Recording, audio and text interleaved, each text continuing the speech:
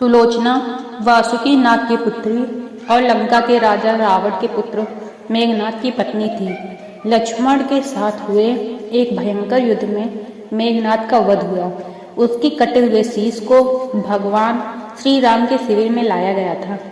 अपने पति की मृत्यु का समाचार पाकर सुलोचना ने अपने ससुर रावण से राम के पास जाकर पति का शीश लाने की प्रार्थना की, किंतु रावण इसके लिए तैयार नहीं हुआ। उसने सुलोचना से कहा कि वह स्वयं राम के पास जाकर मेघनाद का शीश ले आए, क्योंकि राम पुरुषोत्तम हैं। इसलिए उनके पास जाने में तुम्हें किसी भी प्रकार का भय नहीं करना चाहिए। रावण के महापराक्रमी पुत्र इंद्रजीत मेघनाद का वध करने की प्रतिज्ञा लेकर लक्ष्मण जिस समय युद्ध भूमि में जाने के लिए प्रस्तुत हुए, तब राम उनसे कहते हैं, लक्ष्मण, रण में जाकर तुम अपनी वीरता और रण कौशल से रावण पुत्र मेघनाद का वध कर दोगे, इसमें मुझे कोई संदेह नहीं है।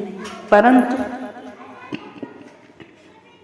एक बात का विशेष ध्यान रखना कि मेघनाद का मस्तक भूमि पर किसी भी प्रकार न गिरे, क्योंकि मेघनाद एक नारी व्रत का पालक है और उसकी पत्नी परम पतिव्रता है। ऐसी साध्वी के पति का मस्तक अगर पृथ्वी पर गिर पड़ा तो हमारी सेना का ध्वंस हो जाएगा और हमें युद्ध में विजय की आशा त्याग देनी पड़ेगी। लक्ष्मण अपनी सेना लेकर चल पड़े। समर भूमि में उन्होंने वैसा ही किया। युद्ध में अपने बाणों से उन्होंने मेघनाद का मस्तक उतार दिया, किंतु उसे पृथ्वी पर नहीं गिरने दिया।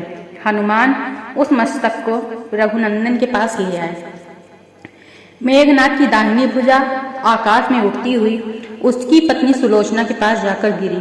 सुलोचना चकित हो गई। दूसरे ही क्षण अत्यंत दुख से कातर होकर विलाप करने लगी। उसने भुजा को स्पर्श नहीं किया। उसने सोचा, संभव है यह भुजा किसी अन्य व्यक्ति की हो। ऐसी दशा में पर पुरुष के स्पर्श का दोष मुझे लगेगा। निर्णय करने के लिए उसने भुजा से कहा, यदि तुम मेरे स्वामी की भुजा हो तो मेरे पतिव्रत की शक्ति से युद्ध का सारा वृत्तांत लिख दे। भुजा में दासी ने लेखनी पकड़ा और लिखा, प्राण प्रिय, यह भुजा मेरी ही है। युद्ध भूमि में श्री राम के भाई लक्ष्मण से मेरा युद्ध हुआ। लक्ष्मण ने कई वर्षों से पत्नी, अन्न और निद्रा छोड़ रखी है। वे तेजस्वी तथा समस्त दैवी गुणों से संपन्न हैं। संग्राम में उनके साथ मेरी एक साथ न चली। अंत में उन्हीं के बाणों से विद्ध होने से मेरा प्राणांत हो गया। मेरा शीश श्री राम के पास है। पति की भुजा लिखित पंक्तियां पढ़ते ही सुलोचना व्याकुल हो गई। पुत्र वधु के विलाप को सुनकर लंकापति रावण ने आकर कहा, शोक न करो पुत्री, प्रातः होते ही सहस्त्रों मस्तक मेरे बाणों से कट कट कर पृथ्वी पर लौट जाएंगे। मैं रक्त की नदियां बहा दूंगा। करुण चित्कार करती हुई सुलोचना बोली, पर इससे मेरा क्या लाभ होगा? सहस्त्रों नहीं, करोड़ों शीश भी मेरे स्वामी के शीश के अभाव की पूर्ति नहीं कर सकेंगे। सुलोचना ने निश्चय किया कि मुझे अब सती हो जाना चाहिए, किंतु पति का शव तो रामदल में पड़ा हुआ था, फिर वह कैसे सती होती? जब अपने ससुर रावण से उसने अपना अभिप्राय कहकर अपने पति का शव मंगवाने के लिए कहा, तब रावण ने उत्तर दिया, देवी, तुम स्वयं ही रामदल में जाकर अपने पति का शव प्राप्त करो। जिस समाज में बाल ब्रह्मचारी हनुमान, परम जितेंद्रिय लक्ष्मण तथा एक पत्नी व्रती भगवान श्री राम विद्यमान हैं, उस समाज में तुम्हें जाने से डरना नहीं चाहिए।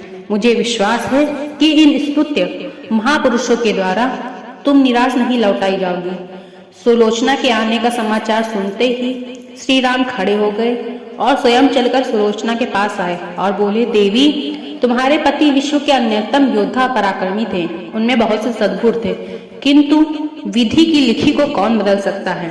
आज तुम्हें इस तरह देखकर मेरे मन में पीड़ा हो रही है। सुलोचना भगवान की स्तुति करने लगी।